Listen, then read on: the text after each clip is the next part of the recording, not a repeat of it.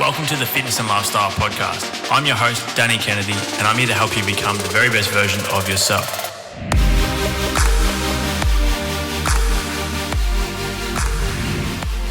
What's up, guys? Welcome back to the Fitness and Lifestyle Podcast. Today, I'm joined by Nat Kringoudis, which I've just nailed the last name, which I was very unsure of whether I would do. So Nat's a women's health expert. I'm really excited to chat today, specifically around the hormone side of things and stress and response to stress. You're also a published author, podcaster. You do it all. So I think today's conversation, all the fun things. Good. I think today's conversation is going to be a really exciting one. So what I might do to get us started, Nat, is are you able to just give a very brief explanation to the listeners about a bit around your kind of field of work and what exactly a women's health expert means? Sure. Well, I mean, I started in this space 17, 18 years ago, and it was very different then. Yeah, I can imagine. It was very underground. The complementary medicine or alternative health world was very underground. And the reality was, though, women were coming to me in clinic with questions about their symptoms and no one had explanations for them. And the short story of that is, I think modern medicine hadn't caught up to how much our modern lifestyle was impacting our hormones as women. And so we were seeing all sorts of issues, which I think we consider to be part and parcel of being a woman. Period pain, PMS, ovulation pain, acne, headaches, mood swings, all of those things. But why were they happening? You can't just go, it's your hormones, because what does that even mean? That's not an explanation. Very broad. And so truly the reason that we grew very quickly was actually around fertility. We started helping women have babies where there was unexplained infertility. They weren't getting answers, and that news spread pretty quickly around Melbourne. And so all of a sudden we went from being this one-man band to needing an entire team, and that in itself is logistically a nightmare. Scaled super quickly, Right, because we didn't have the scaffolding around that. I didn't have that. And we started to just answer women's questions. And I didn't know at the time. I got curious. I started to research things. These weren't answers that I'd learnt at university. I studied health sciences, Chinese medicine, acupuncture over 10 and a half years full time. So I'd done my study, it wasn't like I was very qualified, yet this was a gap that no one was still talking about. So I needed to go and find answers and ask for permission to practice on patients. I was literally like, I don't know, let's work it out together. And so when you're answering people's questions that no one else was, of course, news spreads, and Melbourne's big but small. And we were able to ride the wave, I like to say, because we were I don't think it's right place, right time necessarily. I think it's actually just being able to think one step ahead, which led to books and podcasts and shows and all of those things, and really put us on the map, which I'm so grateful and feel really privileged to be able to continue to help women where they're not necessarily getting answers and fill the gaps, because it's not anyone's or any health modality's fault. It's that we can come together and actually make women's health better. Yeah, I love that. I often think about this, not on the women's health side of things, but more so from, I guess, the area that I spend a lot of my time in, is that how much quicker the whole industry can accelerate if we kind of join and work together, instead of constantly people feeling like they're in competition with one another, specifically in the same industry, which is crazy to think. It's just 100%. Like people have this mindset of like a lack of abundance or a lack of success. It's crazy. And it's very Australian, and it's very un-Australian, but it's Australian, unfortunately. When you have time to go outside of Australia and see how other countries and how progressive they are and how integrative they are. And then I come back to Australia and I'm like, wow, we've got a lot to learn. Australians are by nature inclusive, but for some reason when it comes to a couple of areas, it's very cloak and dagger, and it doesn't need to be. We can have, I call it our cheer squad. We should have a lineup of people, health professionals, support people, whoever that might be, working together on the sideline, like cheering you on, whether they agree with it or not. So long as it's not dangerous, then why wouldn't we want that? But it's this very us and them. We don't like seeing people succeed for some reason. I think it's getting better, but it's still out there, and that's something that I think we need to work together. And the more we can come together and the more examples there are of that, then I think that's attractive. People are going to be attracted to that. I agree. I posted something on social media the other day along the lines of kind of what you just touched on, how, I've seen this float around a little bit on social media as well, but it's like we so many people are like very quick to praise and cheer for celebrities or people that we've never met in our whole entire life and probably never will. But then when the people closest to us do well or are struggling or whatever it is, it's like, fuck, totally. Stay away from it completely. It's very bizarre. It's very bizarre behaviour. So I think the lesson is really, how can you don't want to be part of that. Like, we get to choose to actually tap out of that and want better for ourselves. And I think that's actually what I did see for a lot of women. They do want better for themselves. But where do they get these solutions? And that's the part that we have to bridge the gap with. Just quickly on the fertility side of things, you mentioned like people were almost at a bottleneck because they weren't sure like what was actually causing it or what the outside factors were that were kind of playing this role. So what, I guess this might be a pretty open-ended question, but like what are typically some of the main things that, or the common recurrences as to what causes kind of issues with that? I think in writing my previous book, it was for fertility. And what I realised was that we weren't fixing it at the time that it was broken. We were Band-Aid solution, focused about symptoms, not actually treating the root cause of things. And as a result, if we had have actually educated and understood things when these women were teenagers, then we wouldn't be dealing with infertility or fertility issues in their 30s and some 40s. And some will blame that on, we're having children later. Yes, okay, but that doesn't mean you can't have children later.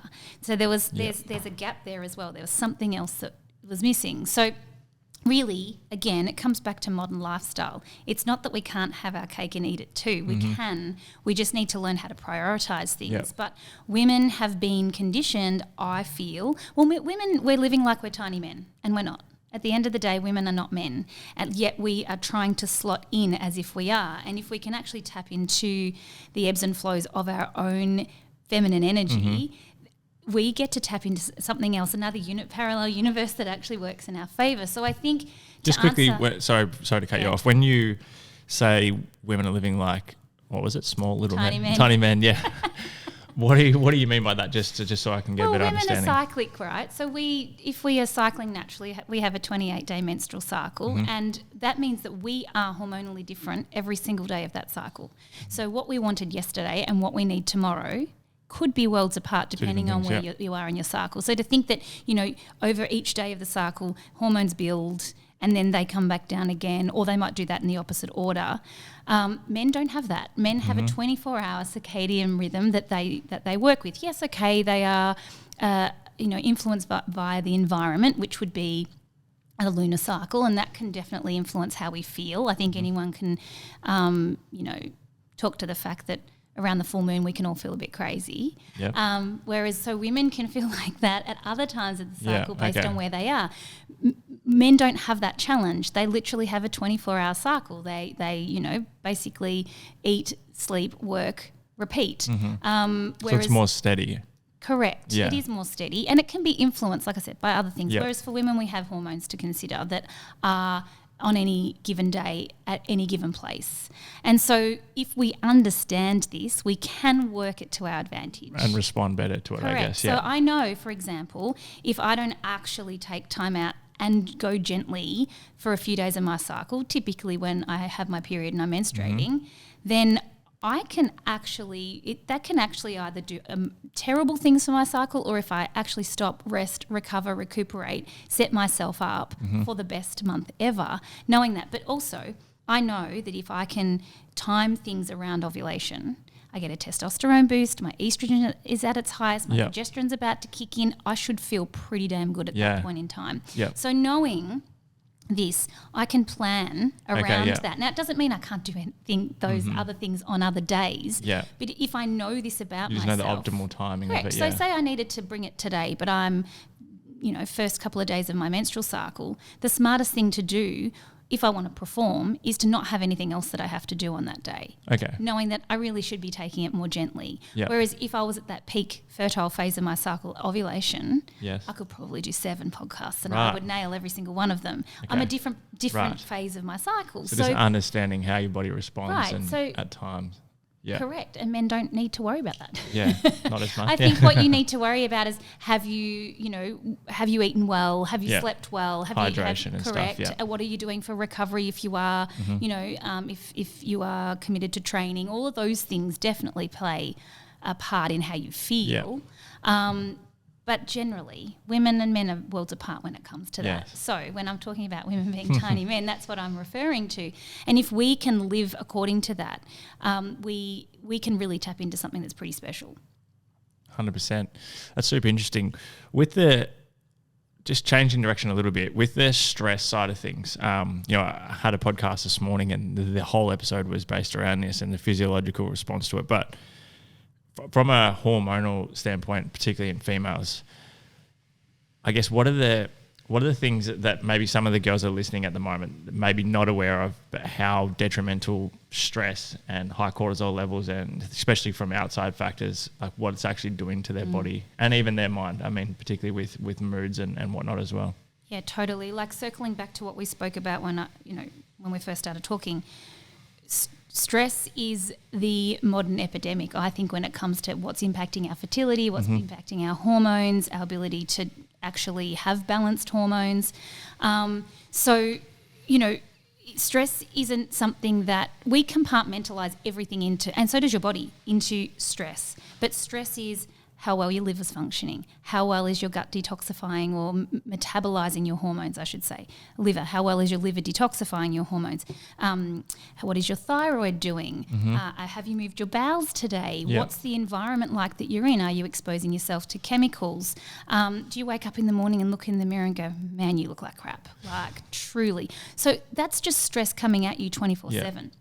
Your body doesn't know, oh, that's emotional stress, oh, that's physical stress, oh, that's environmental stress. It just knows stress. Yes. And then there's many things within our environment that mimic hormones, which the body sees as stressful as well. So chemicals, toxins, certain foods mimic estrogen. Right. Most of these things actually typically mimic estrogen. And when that happens and stress is involved, it just sends estrogen through the roof. Right. When estrogen's through the roof, progesterone just doesn't get to do its job properly. So there's this flow-on effect. Yeah. We see high estrogen, which causes weight gain, anxiety, missing periods, delayed ovulation, infertility. And progesterone is a calming hormone. It helps you sleep. It's good for your bones. It makes your eyes nice and bright. When you wake up in the morning, like, you feel good when you have enough of it. Now, because of the nature of hormone balance, when you've got too much estrogen, typically you don't have enough progesterone, you feel pretty terrible. Yes. So the trick when it comes to hormone balance is always working out why. So when we look at cortisol is designed to save us. Yeah. It comes along and it says, all right, everybody. Fight or flight, yeah. Correct. Everybody else, I'm here now. You don't need to reproduce right now. I'm here to save you because it sounds like you're in danger. Yeah. Now the problem is, that's fine in an instance of a trauma or a danger and you need it, but we just practice it 24/7 on some level, even if it's idling, which means to get to our peak, it's not very far. We don't have to do much to get to our top threshold, which, again, it's just a coping mechanism. But what I will say, whether we like it or not as women, every single day of our menstruating lives, our body is setting us up to be pregnant under the right circumstances. So even in the instance of it not working properly, it's still smart enough to go, oh no, pregnancy's not good right now. It's still looking after you. It's still setting you up to fall pregnant, whether we like it or not. So I think just knowing that is very interesting because we fight against that for so long when it comes to fertility and stress, and you answering that question. We fight that so much, yet actually so often what we need to do is get aware of how often are we in fight or flight. Like, truly, how often are we there? Because we can't do anything about it if we're not conscious about it. But we keep on choosing it because it becomes this habit that we're so used to that we don't know how to get out of it. I think just recognising, I ask women all the time, let's talk about your stress levels. And can I tell you, the number one thing they say to me every time without fail, oh, but I cope fine with it. That's not what we're asking. We're not asking, are you coping with stress? How stressed are you is not the just question. accepting the fact that you're constantly stressed. Correct. So what it means is you can't always remove, if we've got a big trauma we're dealing with, we might have some bad health news or something's happening within the family, you can't remove that, and that's okay. That's living. But are you choosing stress to meet deadlines, to pick the kids up from school, with poor food choices because you haven't had time to prepare. Like, how can you break the cycle? Yeah. Become aware, break the cycle, and it might just be one different thing. Yeah, to start to break that, and then we're back on again. So we have to get conscious around it. We're very good at operating on autopilot, and our bodies allow us to do that to a certain degree until it doesn't work anymore. Something I was intrigued about is, you mentioned how we spend a lot of our time with high cortisol levels when they shouldn't be. Well, ideally, they wouldn't be. Is there stress response? So say when we actually are in that fight or flight and we actually do need the spike in cortisol, spending so much time with high cortisol levels, does that actually reduce the effectiveness of the spike in cortisol when we actually need it? Yes, and it also reduces all hormones as well. Right. So, like I said, it's super bossy. It comes along and it's like, hey, everyone, I'm here. I'm here to fix it. You can all leave. Right, you can all go. Yeah. Think about the nature of cortisol. It basically pumps blood to your muscles.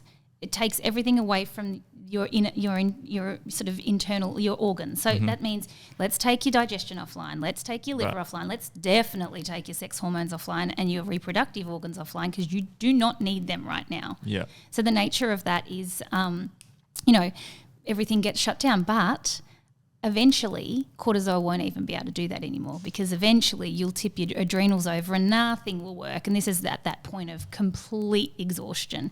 And some will argue, is adrenal fatigue a real thing or not, or is it a real diagnosis? It's simply the point where you've got nothing left in the tank. That's where you're at. You've overdone it. There's phases to get to that. And most people think they're in that phase and they're not. You know it when you are, because you literally can't do anything. Right. There's nothing left. You don't want to be there. I guarantee you don't want to be there. A couple of things out of that. There's a few things I want to touch on. So firstly, how are, not just females, but males as well, how are we able to pick up on that before it does get to the point where we are to the point where there's nothing left in the tank? Like, what are some of the signs that we can look for early so that we can avoid that? Question. I think when we bring it back to hormones and what can we look for, the first thing you'll generally see is missing periods for women. And with that then comes a flow-on effect of other symptoms, which is going to vary for the individual. Okay. So some women, if their hormones are taken offline, especially, they essentially, let's think about it fundamentally, your gut stops doing a proper job. If you can't assimilate nutrients, you can't go on to make hormones. That's the crux of the scenario. But some women will see with that missing periods or delayed periods, really heavy periods, because estrogen keeps building and more estrogen, more lining, more bleeding. So heavy bleeding. You can see weight gain, you can see anxiety, a lot of PMS symptoms or PMDD, so really severe PMS before the period, are generally the most common signs. For men, again, simple creatures, typically you'll see depression and anxiety, the main things that you'll see when we see that long-term. In the lead up to it or as an end result? No, as a warning sign. You were asking about symptoms, I think. So as warning signs, I would see symptoms as warning signs. That's what symptoms are. High anxiety levels and stuff, High anxiety or depression, but also feeling, very low, like reclusive, doesn't want to be social. Often you can see weight gain. You can often see, especially when it's tipping into estrogen for men, which is quite common, weight gain, that they will even start to develop breasts, because there's too much estrogen and we don't need it. And our body's not clearing it properly because, remember, our digestive system isn't working properly, so we're not getting that whole response happening. But symptoms are loud and clear, and they're your best clues. Now, I've just talked about the most common scenario, but for some women that can see other conditions turned on, like PCOS or endometriosis or other challenges with our reproductive health, where stress actually can turn on certain functions that we don't ordinarily see happening. Right. Most things are in response to stress. Even we're seeing right now, we're seeing a much higher incidence of a whole lot of autoimmune conditions on the back of COVID. It's actually, for some people, triggered a stress response in their body, which is seeing things like acne, or their periods are missing, or they're bleeding for a long time. Right. It's all just a response to a stressor. External stress. Okay, here's a question for you. Go on. As a male, so say as a if your partner, so as a male, if my partner is going through their cycle, whatever, and as you've just kind of gone through, there is so many like ebbs and flows and all the rest of it. Like, what can we do to help? I love this. First of all, I think the main thing is to start to track the cycle, and be on board together. It doesn't need to be this event every day, but if there is some type of awareness of where we are in the cycle, I think that really helps. Knowing that your partner is going to have, is going to feel her best generally in the middle 2 weeks of her cycle. That's when she's going to have a higher libido. She's going to want to be more social. She's going to be able to perform. She's going to be able to exercise better. Like, everything is just designed to be better. Remember, we're setting up to fall pregnant, right, in any given moment, whether we want to or not. So leading into that phase, that peak fertile phase, that's where we want to go out and meet the world. We want to be our most creative. We should be executing the tasks. We get things done. We're very, very productive. So knowing that, I think, is great. Also, a premenstrual woman, she knows she's premenstrual. She doesn't want to hear it from anybody else. It's like when my husband might say to me, so are you about due for your period? And I'll be like, and I want to punch you in the face because thank you, I don't need you to tell me as well. We know that this is happening. So I think just being able to, if we understand this, we can be accepting of it. It's not an excuse for us to be awful, but it is sometimes just a way we feel like we just want to recluse. We just want to chill out. We don't really want to do much. It's the day we might sit on the couch. And everyone is different. This is the other thing. I teach women how to map out their cycle and understand this. And then I'm a bad example. Someone will see me on my socials lifting something really heavy on day 1 of my period, and I'll be like, that's the day I actually feel good. But I know in the lead up to it, I don't. So that's typically for me how I know I feel. That's after watching my cycle many years. Yeah. I know how I typically feel. So it's going to be slightly different for everyone, but at least know as a guide, there are days you're going to feel better based on what your hormones are doing. Right. How are females able to, and I'm assuming guys can use these techniques and tools as well, maybe not all of them, but how can females deal on the spot with highly stressful things? Like, what are some tools that you like to implement that can reduce those cortisol levels when they shouldn't be high? I think the first thing that we need to do is become conscious. Like I said, we need to actually be aware when we're in fight or flight. We're on autopilot. We don't realise we're there.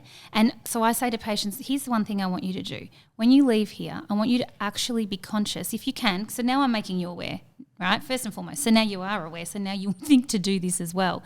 Am I overwhelmed right now? Like, actually, am I overwhelmed? And does it warrant me being overwhelmed? Like, is anyone, terminally ill? Is someone going to be harmed in this moment? No. Okay. I think we're all right. Let's just take a step back. Yeah. And just analysing, does this actually warrant the amount of stress I'm giving this now? Yeah. Just being aware is the first thing. You cannot do anything about it if you don't have the awareness to begin with. Yes. But what we're trying to do is we're trying to create pockets in your day where I'm taking you out of fight or flight and into rest and digest. So the more we can do that, the better we become at making it a habit to not exist in fight or flight, right? Right. So that's the first thing I say to patients. Can you get conscious? And the second thing is ask yourself, does it really matter? Like, do I need to do this right now? And for example, is it in your control? I was late to this recording today. Does it really matter? Probably not. We'll find a way around it. Yeah. But we can get so in the spiral that if I didn't have the awareness today, just take a breath. Otherwise, you're not even going to be able to talk and have this conversation right now. It's fine. Let's sort it out.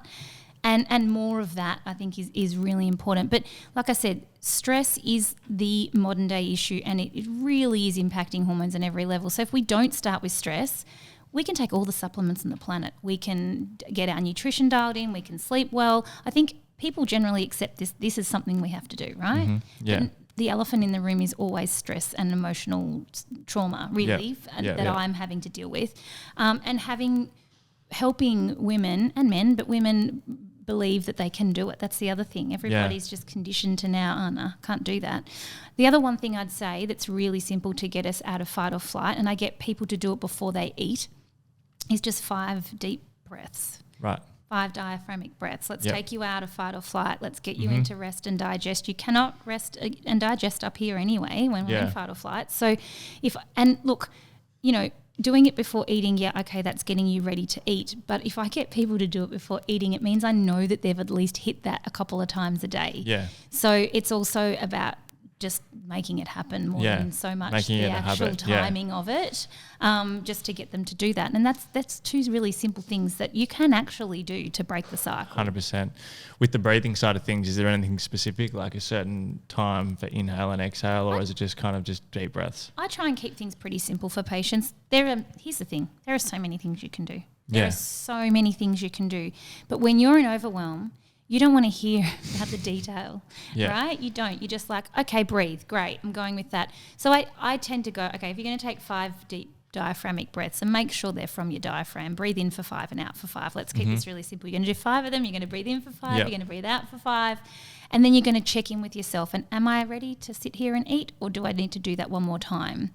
You can do it anywhere. You can do it at the traffic lights. You can do it on the toilet seat. You can do it absolutely anywhere. But I think that's a very simple thing. I think we think, okay, I'm stressed and everyone's telling me I need to calm down and I probably need to meditate, but that's the last thing I want to do right now, even though I need to. So let's just start with what we can do. Yes. Yeah. So it sounds like self-awareness seems to be like a key factor here. Absolutely. Self-awareness is a key factor. Like I said, there's other things that I think we can get dialed in on. I think where women often get it wrong as well is they go harder when they're stressed, when they actually need to pull it back. Almost try and suppress it and just work through it. So, we do. We go harder. I see women all the time, especially when hormones start to spiral and we see things like weight gain or period changes, or we tend to go even harder than what we were. And actually less is more in these instances always. Working with clients for so many years now, particularly my online clientele who I'm not seeing every single week, and the measurements and stuff that we work through, they vary depending on the person. But I'll use a very typical example of, let's say, someone who's tracking their average weight. For all the females that are listening out there, are you able to give us some numbers or some ideas on how much their weight can fluctuate above their typical maintenance when they are having their cycle? Yes, so your weight is going to definitely fluctuate with your cycle. And what you need to probably recognise is it's probably not weight, it's probably fluid. Fluid, yeah. And we are more likely to have fluid retention when we're in the later phase of our cycle, when progesterone is supposed to be climbing, and when we don't have enough of it. Progesterone's a natural diuretic. Like I said, it's naturally calming and it's a natural diuretic. So this is where we can see women report up to 5 kilos changes. I was going to say the cycle. Now, I wouldn't say that's most women. I would say probably 2 to 3 kilos fluctuation is probably. I see a typical, roughly 3. Between 2 to 3 for me is usually like where I'm seeing a bit of a pattern. Right. Yeah. So knowing that, it's nothing to worry about, but it's a good clue for you to say, okay, Nat's saying my progesterone maybe isn't where it needs to be. What do I need to do to get it where it needs to be? Now, our Western brain goes, we just give you some. Like, let's just give you progesterone, right? That'll fix that. Yeah. No, it won't, because you need to work out why progesterone isn't happy. And it's typically unhappy for 3 reasons. Well, 2 reasons. Let's look at hormones. Let's keep it really simple. High estrogen can equal low progesterone just by the nature of balance, right? When you've got one that's too high, there's not enough space for the other one to actually get its job done properly. So that can be one way of knowing. How do you know? Remember, more estrogen, more lining, more bleeding. So these women typically have heavy periods as the first key thing I'd look at to spark curiosity for women. Okay. But you can also have low progesterone as a result of low estrogen. So not enough estrogen to build, equaling not enough progesterone at the end of that line. Right. How do you know? Low estrogen, low lining, low bleeding. So less estrogen, less lining, less bleeding. So you can look at your period and go, okay, am I experiencing heavy periods? And we're talking about weight gain and fluid retention. Okay, I'm probably estrogen dominant. Or you can say, okay, well, I am experiencing puffiness and swelling, but my periods are light. Well, then we'd look at low estrogen based on what your symptoms are telling us. Yep. Now, you can test for this, but you don't need to. Your symptoms can tell you exactly what you need to do. Typically, the high cortisol high estrogen patient needs to actually sort out the high estrogen and high cortisol, and the low estrogen patient typically needs to sort out, it's usually a nutrient deficiency post medication, things that have actually robbed the body, so the backbones aren't actually there to make the hormones in the first place. Yeah. So they're two really easy ways of looking at what do I need to do to sort out my estrogen so that my progesterone is actually naturally better. Or a bit of a balancing act. Right. So you can go and supplement progesterone, but can I tell you, because the estrogen isn't fixed, you'll still have some of those gnarly symptoms Like it's just existing. a Band-Aid, yeah. Right. So it's always good to ask why. Like, why is my progesterone low? Okay, it's low at the end of that, at the start of that chain, it's actually what are my other hormones doing? And that's a game changer, because that's actually that's how you find a solution that's sustainable. Yeah. Next on the list that I wanted to talk about, a couple more things here because I want to be mindful of your time. Yeah, good. No, from a food perspective, I'm always intrigued to speak to my guests around their approach to nutrition. From a nutrition perspective, what are some of the things that you see most often that people either are or aren't doing with their food that are causing issues? I love this question, and it's huge. But first thing I want to say is we need to learn what's best for us as women dependent on our age and phase of where we are. So what we did in our 20s and 30s as we approach our 40s no longer works. And I think that's a hard pill to swallow for a lot of women, because we get into our 40s and we're like, oh, we used to just go to the gym and really be focused for 1 month and then we'd feel better. And that doesn't happen anymore. In fact, we're playing catch up. So I'm really encouraging women as they approach their 30s and 40s to start to think about what you're actually doing is something that needs to be consistent for maintenance, because it's really hard to get back there as we get older. I don't think anyone talks about that. You know, we often have babies. We'd say, in inverted commas, we let ourselves go. And so maintaining that is very important. I think also for a lot of us, we've had a sedentary scenario for a couple of years, and that's not done justice to many of us. And so that's really made it apparent to me that women need to be able to eat according to their age and phase. Right. So what I would say to that is that, you know, definitely in our 20s and 30s, there needs to be a good balance of protein, fat and carbohydrate. As we get older, fat and protein becomes so much more important for muscle mass, for bone health, and for our hormones. The research tells us that fundamentally our hormones are made of fat and protein. So if we're not eating fat and protein as a starting point, then we're not consuming the absolute basics to go on and make hormones. So that often can be a scenario that I see with younger women, not so much now, but when I first started was when, you know, we were still old school, fat makes you fat. So women were on low fat diets, and that just did nothing for their hormones. And I think we've got a better understanding of this now. So I tend to say to women, you know, I don't want them to be too regimented when it comes to, again, because you're cyclic, and what you need at the start of the cycle is different to what you need at the end of your cycle. But I do want you to hit the fat and protein at every meal. I generally get them to also dial their nutrition in around their movement and how they're moving for recovery, especially again as we get older. It's not what becomes more important as we get older. I mean, you can't have recovery without the movement, right? So you need to do that. But as we get older, we definitely need the rest days. We definitely need to recover. The magic's in the recovery. It's not in the movement. And changing that for women and how their mind works is not easy. Less is more sometimes, Less is more, and that's the thing. Also for women with PCOS, so we see around 20% of women have polycystic ovarian syndrome.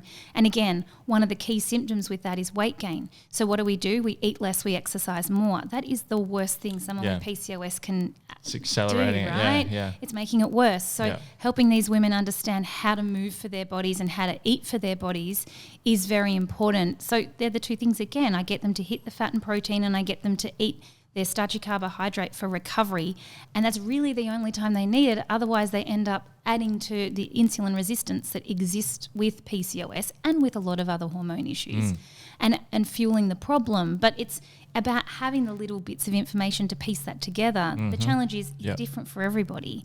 And we're constantly having to retweak it, which makes it difficult. You know, even for me personally, I have to constantly retweak what that looks like, because I'm at a phase where I've had my babies, life is different and my hormones are changing. And so how can I use that to my advantage and hack that? And like I said, it has to be about maintenance and consistency now. For me, to get back there again is going to take a long time if I don't maintain that.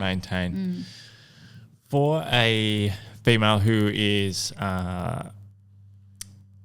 let's say, getting a little bit older, or going through menopause, which I really don't know too much about, which is why we have someone like yourself in here. When someone, let's say someone is going through menopause, which again I don't know too much about, but what are some of the responses, like hormonally and then physiologically, going to be like in that period of time? So like I've had the question recently as to whether or not when someone's going through that, whether or not with their training, for example, like whether their energy levels are going to be a lot lower, whether their strength seems to be dropping, whether it's going to affect how much muscle tissue they retain, things along those lines. So from a physiological perspective, what are some of, I guess, the effects of that, and how can be combated to keep moving forward? So two things I want to talk to here, because perimenopause is the phase before menopause where a lot of women really struggle. The reality of that is that kicks in at around 35, and a lot of women don't want to hear that. But it's not a problem. I had a patient come the other day and she said, I've been diagnosed with perimenopause. And I said, you can't be diagnosed with perimenopause. It's like being diagnosed with puberty. Like that doesn't happen. You don't be like, oh, here you are. You've really got bad news for you today, son. You're going through puberty. So perimenopause is the phase that is from around 35 until we stop menstruating. Then menopause is that phase where we've stopped menstruating, and that's typically around a year, and then we go into post-menopause. So there's that transition that happens over time. Now what's happening is your estrogen is declining, or should be declining naturally over that time until the point where we don't really need it anymore. And you'll be fascinated to learn that what actually happens is that the ovaries pass their job onto the adrenals. Right. Which what they once did. But the problem is, if you can understand, coming back full circle again, our high stress lives don't allow our adrenals to go, let me take that job off you now, you're done, or you're finished, I'm here, you can go and pack up and your job's done here now. If our adrenals are in constant overdrive, what we're finding is women aren't transitioning through menopause easily because their adrenals aren't able to take on that job. Really aren't able to cope with it, So another reason why we have to get our stress under control. And if you think about I'd hate to use the word middle age, but a 50-year-old woman nowadays, and you think about even your grandmother at 50, my grandmother at 50 used to dedicate half her week to babysitting me, and maybe she would work 1 or 2 days a week just because she wanted to, and she kind of cooked for the family, and she was a pillar of strength in the family. But if I look at my mother at 50, still working full time, maybe kids are still at home, looking after elderly parents, like that's a big job, what women in their 50s are now doing. So it's not a surprise that they're not easily transitioning through menopause. What this means is it looks like torture. It looks like a phase where they gain weight, they don't sleep, they're sweaty all the time, they're having hot flushes, they've got anxiety. It's not nice. There's nothing nice about it. And I'm here to say it doesn't need to be that way. But surprise, surprise, it comes down to stress again. So every single menopausal woman, that's the first thing I have to get managed is, okay, we've got to dial in our stresses here because that's what's turning on your symptoms. And I can guarantee you that the months that you feel better are the months that you're less stressed. Right. And when they can make that connection, it's true. It's like not even 9 times out of 10, 9.9 times out of 10, that's the scenario. So we need to be, first of all, again, aware of stress and acknowledge how much we are doing in our 50s. When it comes to movement and exercise, definitely these women, they thrive with the right exercise, but we definitely don't need to be moving every day. There needs to absolutely be a rest day in between. Yeah. The research tells us it's the less cardio, more resistance, more weight training for as we get older. And I think that's where a lot of people are missing the mark. You know, they're still sitting there running, sweating on a treadmill when they should not be. They should be going for a gentle walk and saving their not their energy, but saving things for those more intense workouts. Resistance-based, Correct. And that's actually far better, far less stressful on the body, helps to get our cortisol levels down, helps with recovery, all those things we were talking about before. So I think we've got it wrong, unfortunately. We've looked at it and gone, okay, here's what works for women. If you do X amount of cardio, X amount of weights, then you'll be right for the rest of your life. It's like, it changes. Yeah. And that's where it gets really tricky. And I even have these discussions too. I remember going into my trainer and going, okay, less cardio. And he's like, no. And I'm like, yeah. This is what we're doing. Yeah. And he was like, but that's not what, that's not the formula. I'm like, well, because you've got to get up with the formula for for old women as they get older, because it does change. So it's tricky because that's such a mind game too. Yeah, I mean, I could sit here now and talk for the next 30 minutes about how their formula is out of whack. I think the moral of the story is stress less, right? I mean, also, yes, 100%, but also the minute someone hears stress less, they want to punch you in the face. It's like when someone tells you to relax or calm down, you're like, and? Like, good thanks. No, not going to happen. So I think this is why I like to say to women, can you be aware of when you are stressed? I think it's a much nicer way of saying you got to calm down. But essentially we are really saying you got to calm down, right? I'm just trying to do it in a diplomatic way that actually you can resonate with. It never works anyway. It doesn't. It never works. It's like when someone says, oh, you'll get pregnant when you just stop and chill out. I mean, that's definitely a place where someone wants to be punching someone else in the face. Yeah. So I think just taking a step back and being an observer and kind of going, oh, you probably are a bit wound up and you probably don't need to be. And life will get better actually when you do less. Stress isn't the path to success by any means. And how can we get you performing better? How can actually you do more to achieve less and have less stress along the way? And not look back one day and think, I just stressed my entire life for absolutely no reason. At the end of the day, it's not warranted. Love it. Nat, thanks so much for joining us today. I'll have the links to all of your content and where people can find you in the show notes below. But is there anything that you wanted to mention before we wrap up? I'm glad you said that, because there is one thing that women will be sitting here going, oh, well, how do I know if my hormones are this or the other?